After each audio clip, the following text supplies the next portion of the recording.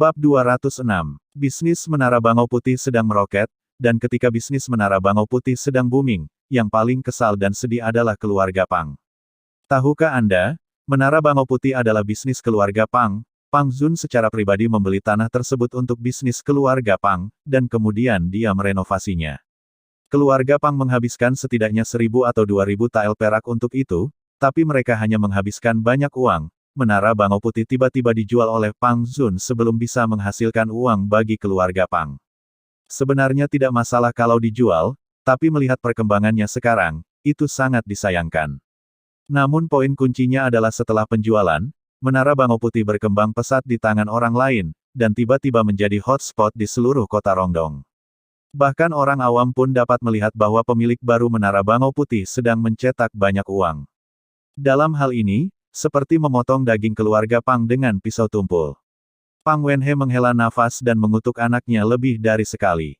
Meskipun Pang Zun adalah anak yang paling dibanggakan dan paling berharga, dia tidak bisa tidak mengutuk anak yang hilang ini. Namun sepertinya dia lupa bahwa jika tidak diambil alih oleh pemilik baru, seluruh Menara Bangau Putih tidak akan berguna di tangan keluarga Pang. Setahun lebih telah berlalu, dan total omsetnya tidak sebaik iuran anggota yang dikumpulkan dalam satu hari. Biaya keanggotaan ini juga membuka sirkuit otak para pebisnis di kota Rongdong, membuat mereka pertama kali sadar, hei, sebenarnya bisnis bisa dilakukan dengan cara seperti ini. Anda benar-benar dapat mengizinkan pelanggan untuk langsung mengisi ulang uang sebanyak itu hanya dengan mendapatkan beberapa diskon. Hal ini membuat mereka tanpa sadar memiliki pemikirannya sendiri. Tentu saja ada yang sudah mulai menerapkannya, ada yang membuahkan hasil bagus, ada pula yang tidak ada manfaatnya sama sekali. Selain merindukan Menara Bangau Putih dan mengira keluarga Pang kehilangan kekayaan yang sangat besar, ada hal lain yang membuat Pang Wenhe sangat kesal. Itu adalah menantu perempuan barunya, Cunyan yang lahir sebagai pengemis. Sikap Pang Wenhe terhadapnya agak berubah sejak Dr. Chang membenarkan bahwa dia mengandung bayi laki-laki dari keluarga Pang. Tapi perubahan karakter ibu dan anak itu yang paling besar. Dia mulai terlihat seperti Cunyan sejak awal, orang yang sombong dan tidak masuk akal, serta membuat banyak masalah dengan para pelayan di rumah Pang. Sama seperti ketika dia sangat marah di desa Chenjia, dia tidak memperlakukan Chen Che dan keluarganya sebagai manusia, dan tidak memperlakukan tetangga lain sebagai manusia, dia bisa menindas siapapun sebanyak yang dia mau. Bahkan putranya Douzi telah mendapatkan kembali kejayaannya. Dia tidak lagi terlihat bodoh dan idiot. Dia mulai memukuli ini dan menggoda itu, dan bahkan Pang Wenhe sendiri tidak sengaja melihat perbuatan bejatnya kepada seorang pelayan. Ini tidak masuk akal, ini tidak masuk akal. Bajingan kecil ini tidak punya hukum. Dia bahkan berani menindas para pelayan di rumah. Dia sangat melanggar hukum. Ayo, ayo, tolong bawakan aku cambuk. Aku akan mencambuk bajingan kecil ini untuk memberi kematian. Tahan dia untukku, tahan dia untukku. Yang tidak disangka orang adalah ketika Douzi menindas pelayannya, dia dipergoki oleh Pang Wenhe. Apakah ini akan baik-baik saja? Pang Wenhe segera meminta bantuan dari para pelayan keluarga, dan kemudian memukuli bajingan Douzi sampai mati. Para pelayan secara alami mendengarkan kata-katanya, dan seseorang segera menangkap Douzi kecil yang telanjang itu, dan kemudian dengan senang hati mendorongnya ke bangku. Pelayan kecil yang diintimidasi itu baru berusia 13 atau 14 tahun. Saat ini, dia memegang pakaiannya, menutupi tubuhnya, menangis tanpa henti, dan tubuhnya dipenuhi luka karena kekasaran Douzi, menyebabkan goresan dan luka di sekujur tubuhnya. Douzi tidak hanya tidak bermaksud mengakui kesalahannya, tetapi dia juga melawan dengan keras ketika dia ditangkap dan bahkan menendang dan melukai seorang pelayan. Yang menangkapnya adalah Pang Saner, sang kapten. Dia sudah lama tidak menyukai kacang kecil ini, apalagi akhir-akhir ini, setelah bajingan kecil ini mengubah identitasnya karena ibunya, dia menganggap dirinya sebagai tuannya, terlebih lagi dia mengejek Pang Saner berkali-kali mengatakan bahwa dirinya hanyalah budak keluarga Pang. Sekarang, bagaimana Pang Saner, yang telah memanfaatkan kesempatan itu, bisa melepaskannya? Dia secara pribadi menekannya di bangku dan menahannya. Douzi tidak bisa melawan, jadi dia berteriak. Lepaskan aku Pang Saner, kamu hanyalah seekor anjing dari keluarga Pang kami. Beraninya kamu, seekor anjing, melakukan kekerasan terhadap pemiliknya. Aku tuan mudamu, lepaskan aku, biarkan aku pergi dengan cepat. Pang Saner sangat marah, Tapi dia tidak mengatakan apapun. Dia hanya mengencangkan cengkeramannya dan menekan Douzi dengan erat. Brengsek, Pang Saner adalah kepala pelayan keluarga Pang kami, dan pelayan paling terpercaya dari keluarga Pang kami. Kualifikasi apa yang kamu miliki untuk menentangnya? Apakah kamu berhak menyatakan kamu adalah tuan muda, seperti apa kamu? Apakah nama keluargamu, Pang? Kamu adalah bajingan kecil, aku akan mencambukmu sampai mati. Pang Wenhe tidak hanya mengatakan itu, dia benar-benar tahu bagaimana melakukannya. Bahkan sebelum para pelayan membawa cambuk, dia memulai untuk bertindak dengan satu tamparan di pantat Douzi. Douzi telah mendapatkan kembali kekuatannya sebagai seorang yang cerdik di desa Chenjia, yang dia pelajari dari ibunya. Hei, kamu tidak boleh memukuli seseorang sampai mati. Kakek Pang, aku cucumu. Jika kamu memukulku seperti ini, apakah kamu tidak takut akan pembalasan? Ketika kamu mati di masa depan, aku akan tetap menangis untukmu. Katakan padaku, lihat, kenapa aku bukan dari keluarga Pang? Ibuku sudah mengandung darah dari keluarga Pangmu. Kenapa aku bukan dari keluarga Pang? Apakah ini masalahnya? Tidak mungkin. Saya seorang tuan muda, mengapa saya tidak bisa bermain dengan seorang pelayan? Douzi berteriak keras dan menatap pelayan itu dengan tajam, ini semua salahmu karena berteriak. Aku menyukaimu. Itu adalah berkah bagimu. Kamu masih berani berteriak dan memanggil ibumu, tunggu aku, lihat saja nanti, apakah aku tidak bisa membunuhmu. Pang Wenhe sangat marah hingga dia hampir tidak bisa bernapas, apa yang kamu katakan, apa yang terjadi, kamu bajingan kecil, kamu benar-benar berani mengancam orang. Apakah kamu berani menganggap dirimu sebagai tuan muda? Kamu hanya bajingan kecil, bukan? Apakah pantas bermarga Pang? Beranikah kamu bermarga Pang? Di mana cambuknya? Di mana cambuknya? Aku harus memukulinya sampai mati. Cambuk dibawakan, dan Pang Wenhe mencambuk pantat Douzi dengan sangat keras. Dia memukul pantat Douzi hingga menjadi merah dan bengkak, dan Douzi menjerit seperti babi yang dibunuh. Bahkan sebelum beberapa cambuk diberikan, Ibu Douzi, Chunyan, telah merasa terbunuh. Ketika dia melihat putranya ditahan dan dipukuli, dia menjadi cemas dan marah, dan bergegas ke depan sambil berteriak. Berhenti, ayah, tolong berhenti memukul anakku. Kalau ayah ingin memukul, pukul saja aku. Pukul aku di sini. Pukul perutku. Itu hanya akan membunuh cucumu yang baik. Dia langsung naik ke tubuh Douzi, lalu berbalik dan menunjukkan perutnya di depan Pang Wenhe, memintanya untuk memukul perutnya. Pang Wenhe gemetar karena marah. Ia benar-benar tidak berani mengambil tindakan karena wanita ini benar-benar memiliki benih keluarga Pang di dalam perutnya. Tapi dia tidak sendirian, banyak sekali pelayan yang mengawasi. Jadi dia melambaikan tangannya, tarik dia pergi, cepat, tarik dia pergi, hilangkan dia dari pandanganku. Beberapa pelayan bergegas dan menangkap Chunyan. Hanya saja Chunyan sangat agresif. Ketika dia melihat orang-orang ini maju, dia memukul mereka dengan keras, mencakar, menendang, dan mencabut. Orang-orang ini tidak bisa menariknya pergi. Sebaliknya, semua orang berlumuran darah, dan bekas darah terlihat di wajah dan tubuh mereka. Dia sangat cerdik, dia menggunakan semua trik tikus pedesaan, menggaruk titik lemah orang, seperti wajah, mata, dan selangkangan. Para pelayan ini belum pernah melihat perlawanan perempuan ini sebelumnya, jadi bukan saja mereka tidak bisa menangkapnya, tapi mereka juga dicakar olehnya sampai wajah mereka dipenuhi memar besar, dan darah terus mengalir. Omong kosong, hal yang tidak berguna, tangkap dan pegang tangannya, idiot. Setelah dimarahi oleh Pang Wenhe, para pelayan melanjutkan usahanya dan membawa Chunyan menjauh dengan resiko tertangkap dan digigit. Namun proses terbawa suasana sepertinya sangat sulit, dan beberapa orang digigit olehnya. Tapi bagaimanapun juga, tikus itu akhirnya bisa dipindahkan. Pang Wenhe menyerahkan cambuk itu kepada Pang Saner dan memerintahkan, pukul dia, yang keras, tapi jangan sampai terbunuh.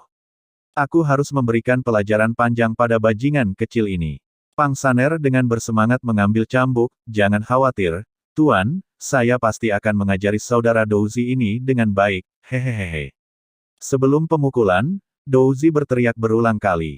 Sakit sekali ibu, selamatkan aku, Pang Saner, kamu seperti anjing, apakah kamu benar-benar berani memukulku?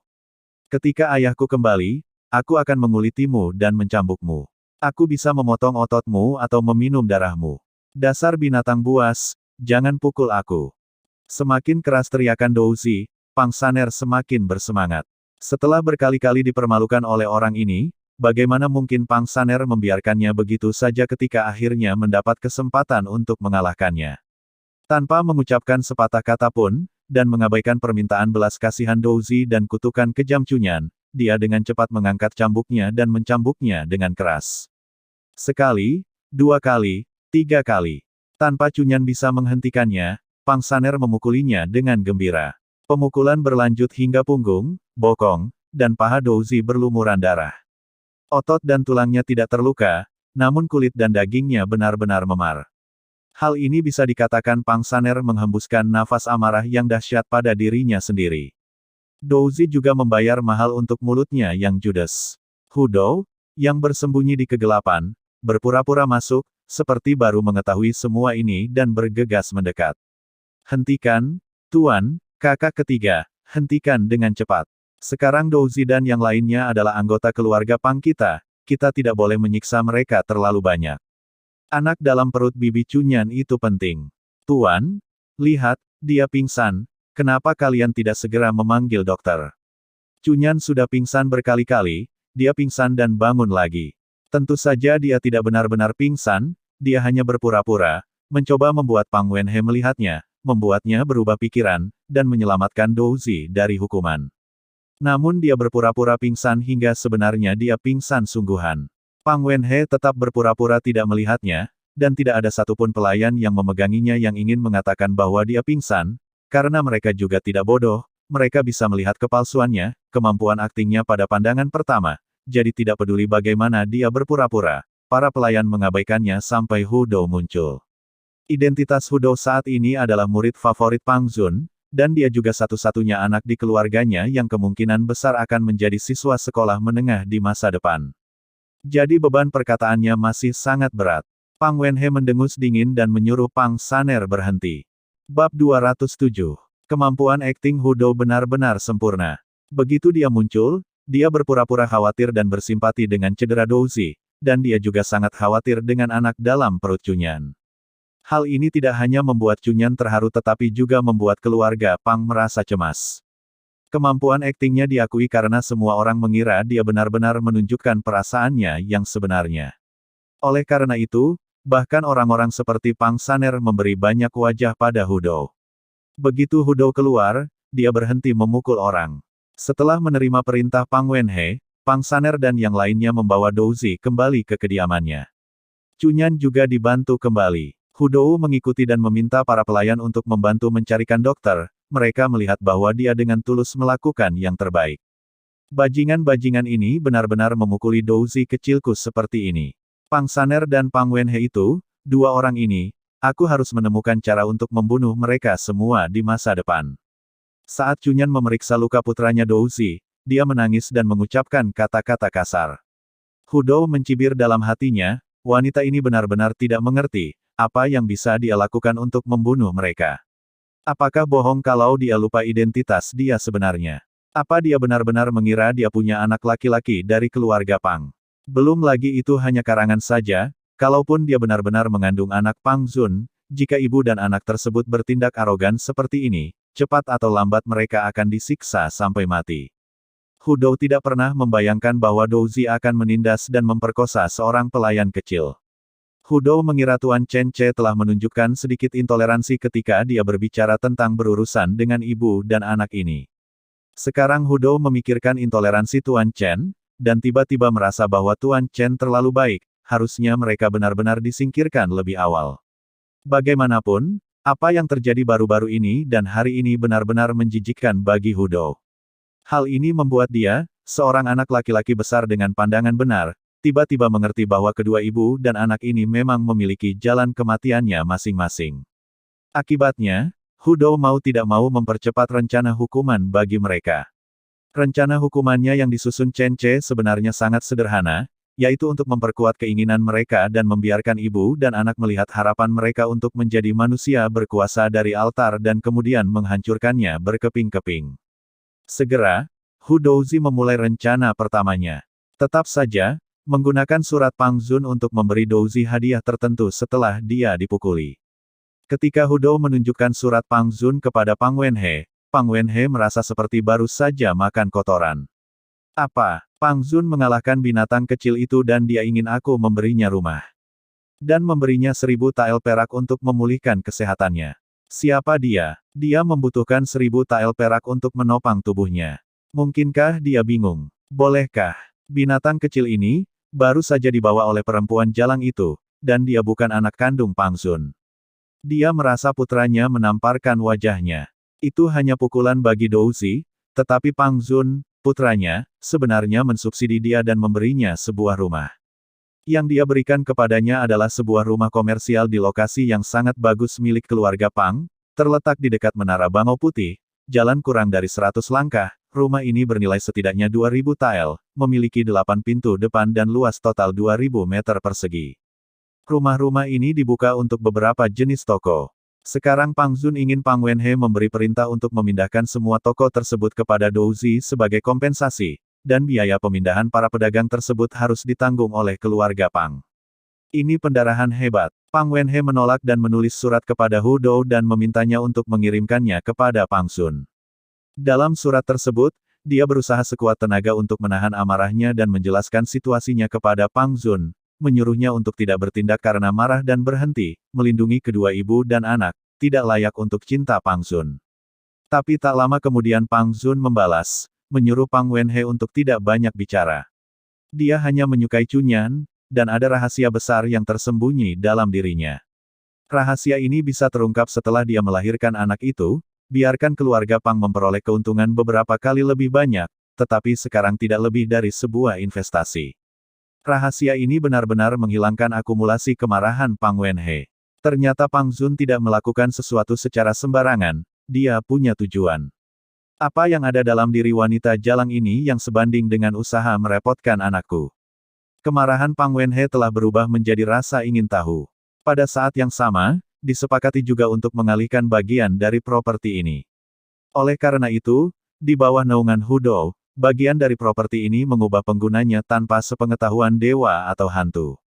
Namun, perubahannya bukan hanya ibu dan anak Cunyan saja. Hu Dou tentu saja harus membuat satu set lengkap untuk pertunjukan tersebut.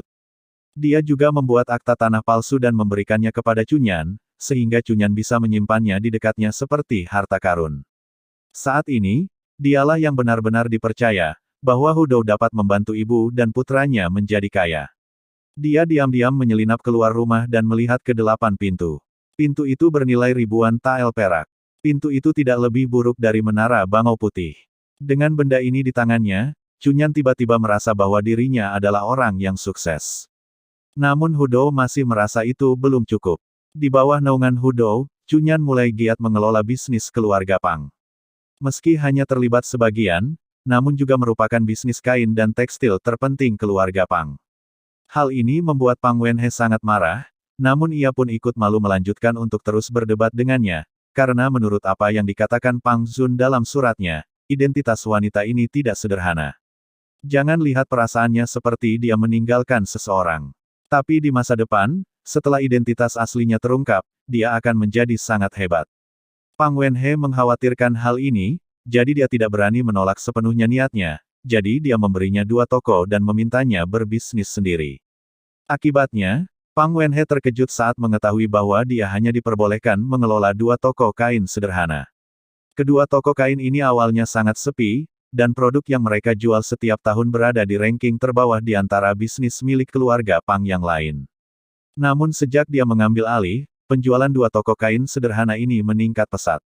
Hanya dalam waktu setengah bulan, persediaan kedua toko ini terjual habis, yang membuat Pang Wenhe mau tidak mau menyebutnya sebagai seorang jenius bisnis.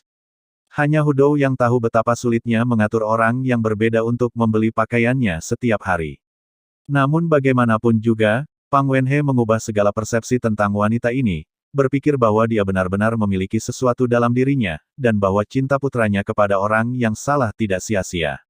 Segalanya berjalan sesuai dengan pengaturan Hu Dou selangkah demi selangkah, dan banyak harapan perlahan-lahan mulai terbentuk. Bukan hanya harapan ibu dan anak Cunyan, tapi juga harapan keluarga Pang. Tujuan awal Chen Ce hanyalah untuk menjatuhkan ibu dan anak tersebut, namun saat Hu Dou mengeksekusinya, dia akan melibatkan seluruh keluarga Pang. Musim dingin semakin dingin, tahun baru semakin dekat, dan bisnis Menara Bangau Putih menjadi semakin baik. Sebagai koki, kakak ipar ketiga belum bertemu Chen Xiaobing selama 1 atau 2 bulan. Ini awalnya dianggap sebagai tragedi kemanusiaan, tetapi uang yang diterima kakak ipar ketiga membuat Chen Xiaobing bahagia. Bukan hanya kakak ipar ketiga, tapi juga kedua putri Chen Xiaobing. Kedua putri ini sudah berusia lebih dari 10 tahun. Usia mereka awalnya cukup memalukan di desa. Mereka agak terlalu tua untuk bersekolah dan terlalu muda untuk menikah. Dulu, mereka tidak terlalu muda untuk menikah pada usia 13 atau 14 tahun, tetapi sejak Chen Ce datang setelah dia menikah, konsep pernikahan seluruh keluarga Chen diubah secara paksa olehnya. Pria dan wanita di bawah usia 16 tahun tidak diperbolehkan menikah. Jika ada orang lain yang mengeluarkan perintah seperti itu, mereka pasti akan dikritik oleh penduduk desa. Namun hal ini dikatakan oleh Chen Ce. Alasannya adalah jika Anda masih terlalu muda, hidup Anda akan berada dalam bahaya besar saat Anda melahirkan seorang anak. Faktanya, tidak ada hal yang tidak diterima oleh penduduk desa. Adapun kedua putri Chen Xiaobing, mereka tidak tinggi atau rendah, mereka hanya menunggu di rumah sampai mereka mencapai usia 16 tahun. Paling banyak mereka hanya membantu keluarga beternak ulat sutera dan mendapatkan sebagian dari mahar. Namun kemudian, kakak ipar ketiga mulai mengajak mereka belajar memasak di rumah Chen Ce. Mereka tidak bisa mempelajari ilmu budaya, tapi mereka belajar memasak. Mereka pasti mewarisi bakat kakak ipar ketiga. Mereka belajar dengan cepat dan melakukan pekerjaan dengan baik. Di Menara Bangau Putih, mereka berdua awalnya hanya bekerja sebagai asisten ibu mereka, dan benar-benar kalah dengan 7 koki lainnya. Namun, setelah bergaul satu sama lain selama lebih dari sebulan, ketujuh koki tersebut menemukan bahwa kedua gadis yang tampak muda ini sebenarnya memiliki keterampilan memasak yang baik. Mereka tidak hanya mewarisi keterampilan dari kakak ipar ketiga dengan sempurna, tetapi bahkan unggul dalam beberapa hal, seperti keterampilan memotong dengan pisau. Dalam hal lauk pauk, insting mereka lebih tajam dari kakak ipar ketiga. Hasilnya, koki keluarga Chen berubah dari 1 menjadi 3. Hal ini secara khusus disetujui oleh Chen Ce. Namun gaji mereka sama dengan 7 juru masak, 10 tael perak per bulan, masih sedikit lebih rendah dari kakak ipar ketiga yang mendapat 20 tael perak. Ini bukan soal apakah makanannya enak atau tidak, tapi kakak ipar ketiga adalah koki dapur yang mutlak dan seseorang yang harus dipatuhi semua orang, jadi gajinya harus sama. Gaji Chen Xiaobing sendiri tidak terlalu tinggi, tetapi keluarganya mendapat gaji lebih dari 40 tael sebulan, yang membuatnya iri pada semua orang di desa. Kedua putri Chen Xiaobing tiba-tiba menjadi bahan pengajaran yang positif bagi seluruh desa. Hal ini membuat penduduk desa tahu bahwa belajar bukanlah satu-satunya jalan keluar. Belajar memasak juga bisa mendapatkan gaji super tinggi dan menjadi orang terbaik di antara laki-laki. Perayaan tahun baru akan segera tiba, dan Chen Ce ragu-ragu apakah Menara Bangau Putih akan libur untuk tahun baru. Setelah berpikir panjang, dia akhirnya memutuskan untuk menghormati pendapat semua orang. Jika para chef tidak ingin berlibur, mengapa tidak melanjutkan? Akhirnya, ketika Chen Ce memutuskan untuk memberi setiap orang 3 kali lipat gaji mereka selama tahun baru, semua anggota Menara Bangau Putih memutuskan untuk tidak berlibur. Dengan sikap yang sempurna, Chen Ce menyambut antusiasme semua orang untuk tahun baru. Keputusan ini hampir membuat Chen Xiaobing menangis. Dia tidak menyangka bahwa dia tidak akan bisa bertemu istri dan putrinya tidak hanya di hari kerja, tetapi juga selama tahun baru. Chen Ce langsung membantunya dan memintanya pergi ke kabupaten untuk membantu saudara ipar ketiga selama tahun baru. Bersambung ke bab selanjutnya.